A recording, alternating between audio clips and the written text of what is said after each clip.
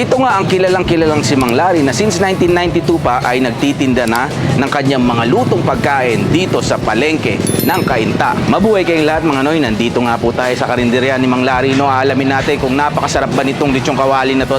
Talaga nga naman lahat ng kumakain dito laging mayroong lechong kawaling order. Pasukin natin yung kusina niya. Samahan niyo ako, huwag kayong bibitiw. Let's get it on!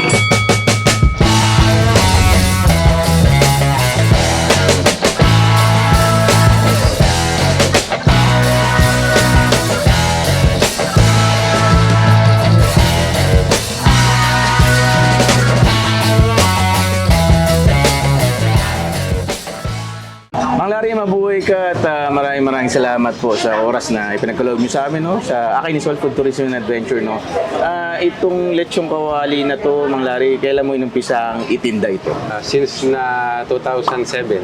2007. Ito ba, Mang Larry, yung pinaka-karinderya mo, kailan nag-start yan? Nag-start kami, bali 1992. 1992. Wala pang lechong kawali. Wala pa. Ayun, tapos pinasok mo lang si lechong kawali. Na-introduce namin yung lechong kawali nung magkaroon ng call center dyan sa may Robinson. Doon ka una nagtinda. Nung magkaroon ng call center. Ayun. Sa araw-araw, Mang Larry, on an average, gaano karami ang piniprito natin? Nakita ko, tipak-tipak eh. Marami din. Umabot kami ng 50 kilos. 50 kilos.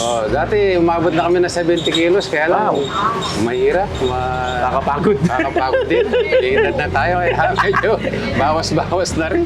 Eto, Mang Larry, tip lang po sa mga nanonood sa atin. Ilang oras mo pinapakuluan yan?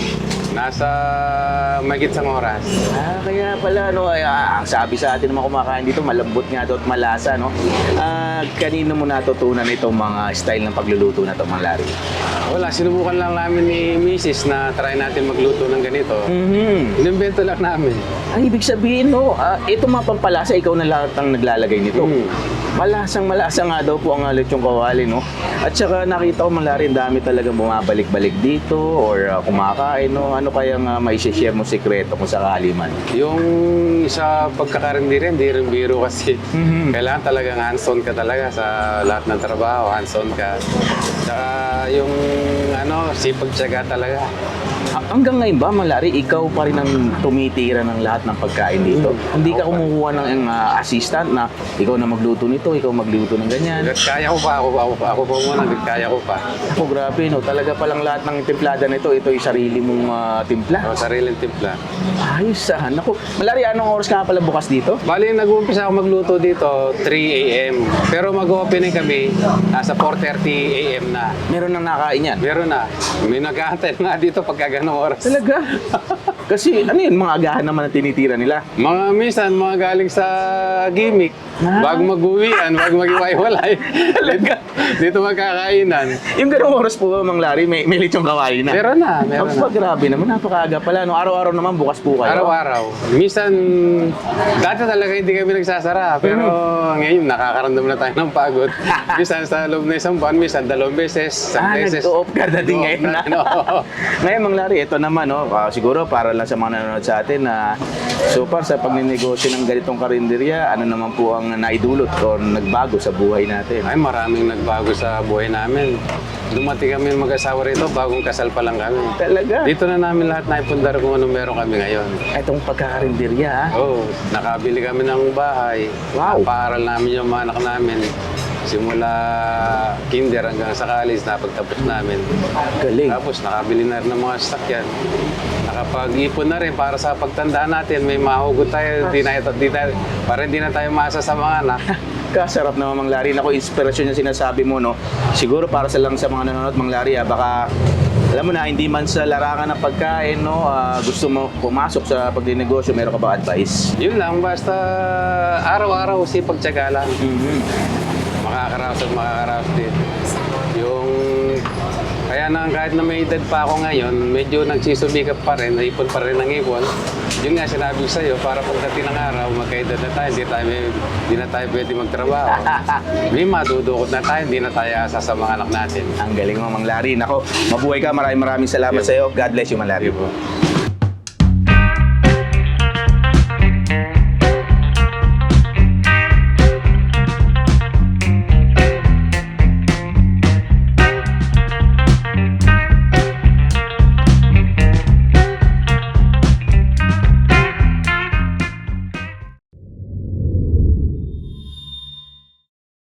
Since 1992, nang itatag ang Mang Laris sa karinderya. Chef, kumakain ka na dito noon, no? Dati pa nung college, mga college. Buhay na to noon eh. Kasi college na nga siya noong 1992. So, dudamat. Alam niyo na kung gaano katanda itong katabi ko. Kami inabutan ko na siya noong 1992, nandito na sila. Ayun naman pala. Hindi since 1992, college na. Tama na paliwanag. Ayan po, no? Ito nga, syempre, isa sa mga dinadayo or gustong-gusto ng tao dito, no? Sa Cainta Public Market, itong lechong kawali ni Mang Larry. Mang Larry. Ito, chef, siguro masasabi natin, dala na ng panahon sa tagal, no? Ilang dekada na. Yan pa rin yung kanyang lechong kawali. Nagumpisa nga yan si Mang Larry nga daw na ikwento niya sa atin is doon pa sa kabilang ano, no? So may tapat lang daw ng Robinsons, yung Robinsons yun dito. Yun. Pero specific chef, kailan niya talaga tininda itong lechong kawali? Na-introduce niya daw to sa market 2007 nung nag-start ng call center na dito sa may Robinsons. Ayun, no? So, ang ganda ng kwento, no? At old school na old school, traditional, classic, ganyan po tayo kumain dito. Binubutas lang, di ba? Yung mga style dito ng kainan, lagyan natin tong sarsa. Tikman natin kung anong... Itong sarsa, gawa niya rin yata, ano, chef? Lahat yata gawa niya. Ata. Ayan, ako, Nay, thank you. Nagbibigay si Nanay ng yellow. Lalagyan ko ng yelo. Ayun lang kuya. Ay, lahat. Ganda nung... Ilan ba kayo? Ganda nung tube ice ni Nanay dito. Yun Linaw ba? yun. Crystal clear. Ganito yung mga yellow iniipit dito. Kita ko kanina, bloke-bloke, lalaki. Ganyan po yan. Teka, lagyan ko na to. Kung pagpapawisan tayo na matindi rito kasi po ito ay karinderya, no? Dito sa palengke po ng Cainta Public Market. Yes. Bukas sila ng alas 4 ng umaga hanggang alas 2 Kaya Dex, ng tanghali lang, no? Ubus na agad. Ubus na agad. To be honest, chef, nasabi sa akin naman Larry, 45 kilos every day ang Dami. standard cooking na kailangan niya mailuto para ma-servicean ng lahat na kumakain dito. Manate, chef. Okay. Ito Kuya Dex, yung style namin dito sa Cainta. Nalagyan namin ng rice topping sa sauce. Kanin namin. Ganun pala yun, ha? Oo. Parang bahog, chef, ano? Parang bahog. Parang bahog. Yung Sasabay mo natin lang bahog. para maparami ka ng kanin. Ba natin? Mama, chef. Sintensyahan mo na yan. Nasa? Huwag nagbabago ko, okay? Yan pala yan? Ito pa yun. Ang first time kumakain dito eh. Si PJ kasi matagal na po ito si PJ kumakain dito. Ang ko lang ha. Hindi na ako kung gaano ka-tender. Lambot. Wow. Ayos ah. Masarap siya iulam sa kanin. Malasa na ulit. Nasa. Model kami ng mga extra dito. No? Guan, sisig. At meron akong nakita ko ang daming kasabay namin kumakain dito puro may munggo. Kasi mukhang masarap yata yung munggo. Tingnan nyo naman, oh. May nakakargang parang chicharon. Iyan. Ganyan na ganyan. Wow. Nun. Huli. Munggo. Ano itong pa yung balat, Kuya Dex? Itong pa. Oo nga. Yun, no? Masaw natin dito. Ito yung kanilang sasa. Nilagyan ko lang sili. Makita na. Ay, oo. Diba? Wow. Ano ko namin? Ang ganda ng lutong ng balat. Ano na? Ayan na po yun. Hindi natin.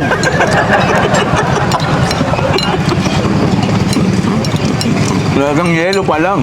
Ulam na. Ulam na. Bukol-bukol. Ngayon mo, itsura na siya. Alam mo saan kinuha yan eh. Ano talaga yan? Alam nyo naman po tayo, eat anywhere tayo, kain tayo, basta may pagkain, no?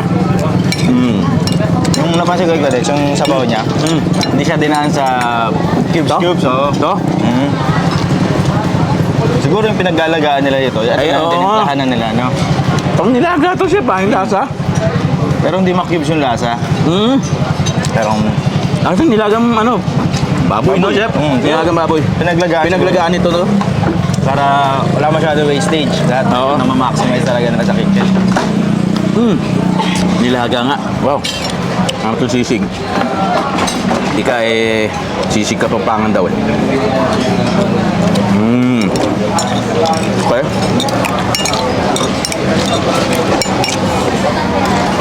yung ginagawa, chef? Okay din, yung dinuguan nila.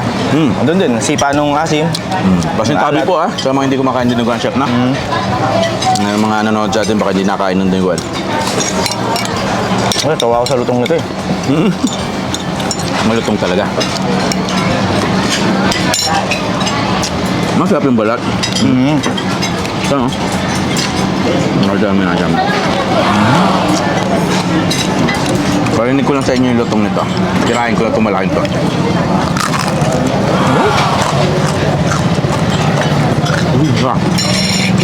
Malalaglag pa yung tinidor ko.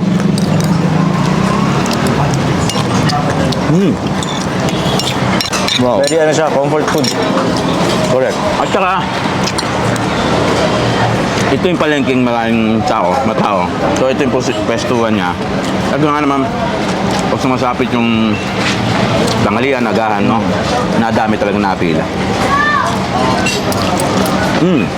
Siguro sa mga gusto pumunta rito, para lang alam nila, chef, no? Ito ay anong lugar? Kainta Public Market. Ayun. Tanong lang nila si Mang Larry dito, kilala si Mang Larry. Kilala eh, no?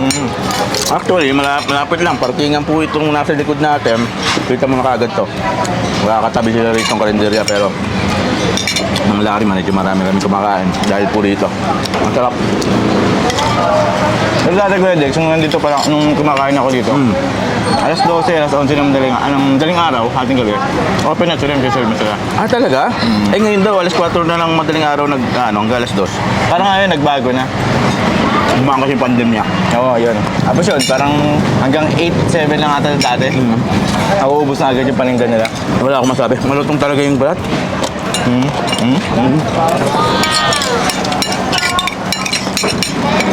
What do you expect? Alam na siguro ng mga Larry yung style. No? Sa pagluluto nito, kaya po ganito kalutong. Yung oras ng paglalaga, number 1 niya, kailangan di sumobra, hindi kulang, para malambot at mapalutong mo yung balat. Nakita ko, simple lang style niya, no, chef?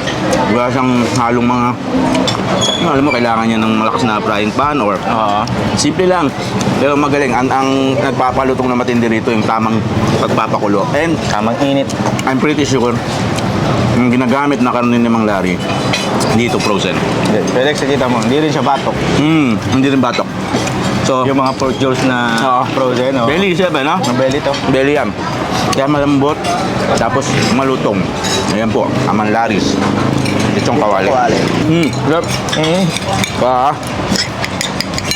Ngabot na yung kanin ko. Hindi pa ako isa. Order tayo, siyempre, kulang eh. Sir, bago yan, siyempre. Hindi na ako sabaw. At inom tayo, ng isang blokong yelo. Ayan, naku. Titirahin ko na lang extra rice ko, off-cam. Maraming salamat sa inyong lahat, no, mga kakay. Facebook page ng aking solo. Hindi natin kalimutan, siyempre. YouTube channel, ayan ha. Sama-sama na natin, pati yung ating Instagram chef, no, tsaka yung TikTok. Tama. Bahay ni Akay, no? Maraming salamat po sa patuloy na suporta sa amin, no? Sa Aking Sol Food Tourism and Adventure, sa lahat ng Facebook pages na yan na nakikita nyo, pati yung YouTube channel. Maraming salamat po sa buong puso ng gagaling sa amin lahat dito sa Aking Sol. Mabuhay po kayong lahat. God bless you all. Chef, nabatiin ka? Wala pa. Wala pa rin, no? Pinalipas ko na yung mga ilang vlogs. Wala pa rin naisip kahit isang babatiin. Bigyan natin sila pagmamahal dyan. Yan. Bye!